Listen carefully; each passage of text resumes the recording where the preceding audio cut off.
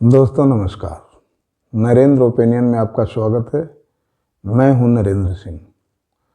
दोस्तों, बिहार विधानसभा चुनाव के प्रथम फेज का मतदान कल 6 नवंबर को संपन्न हो गया, जिसमें बिहार की कुल 243 सीटों में से 121 सीटों पर चुनाव संपन्न हो गए।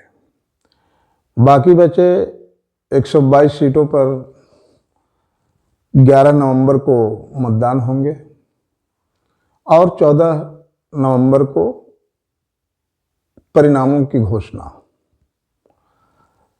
दोस्तों, मौजूदा चुनाव में 2-3 सीटों की बड़ी चर्चा रही, जिसमें मोकामा, राघोपुर और महुआ क्षेत्र का नाम लिया जा सकता है।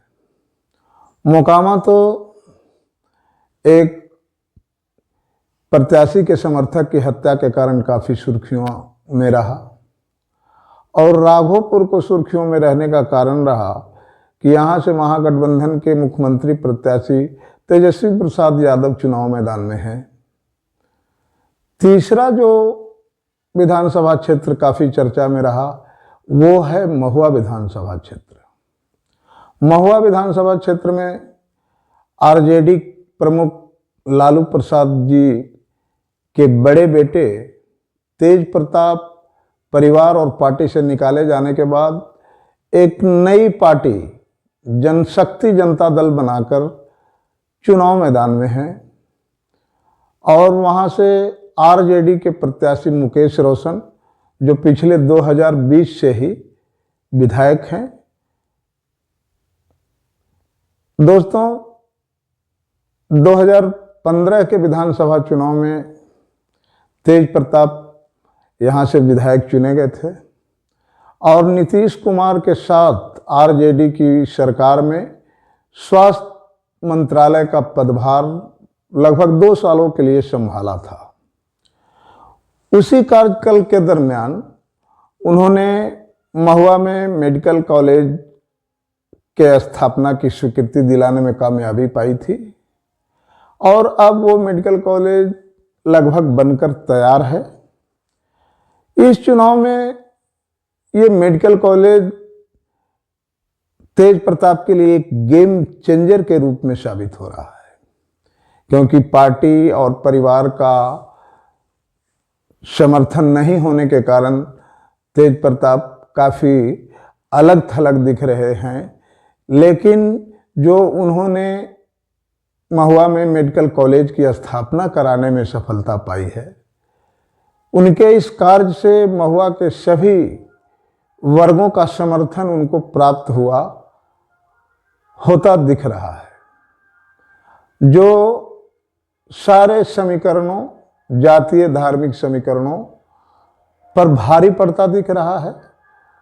अब चुनाव के परिणाम चाहे जो भी आए, लेकिन चुनाव के दरमियान तेज प्रताप ने वहाँ एक अलग तरह की परिपाटी को कायम करने में सफलता पाने की दिशा में अग्रसर है, क्योंकि आज बिहार में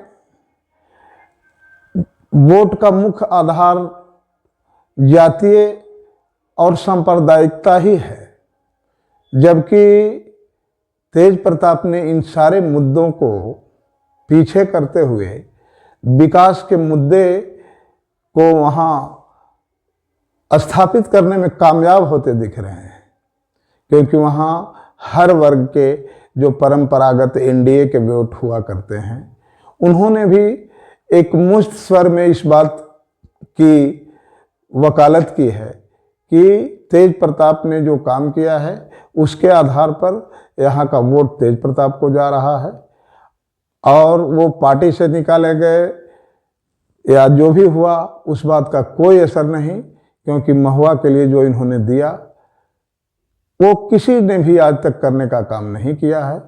इस बात पर उनकी लोकप्रियता काफ़ी देखी जा रही है महुआ में।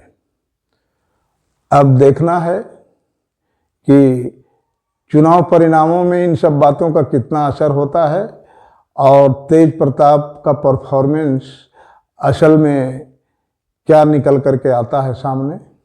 लेकिन इतना जरूर है कि पार्टी परिवार से अलग थलग किए जाने के बाद भी अपने कार्यों के आधार पर जो मजबूती तेज प्रताप के समर्थन में दिख रही है उनके क्षेत्र में, ये राजनीति के लिए एक शुभ संकेत के रूप में जरूर माना जाना चाहिए। दूसरे राजनेताओं को भी ऐसे कार्यों से सबक लेना चाहिए और विकास की राजनीति को ही महत्वपूर्ण तरीके से आगे बढ़ाना चाहिए। आम जनता की भी यह कर्तव्य हो जाता है कि अच्छी राजनीति, जो विकासोन्मुख राजनीति है, जातीय धार्मिक मुद्दे के आधार पर होने वाली राजनीति कभी भी बेहतर राजनीति नहीं हो सकती और ना ही वैसे नेता से कुछ बहुत उम्मीद की जा सकती है। अगर उम्मीद आप करते भी हैं तो वे उम्मीदें मिथ्या साबित होंगी और आपको ऐसा प्रतीत होगा कि आपके साथ धोखा हुआ।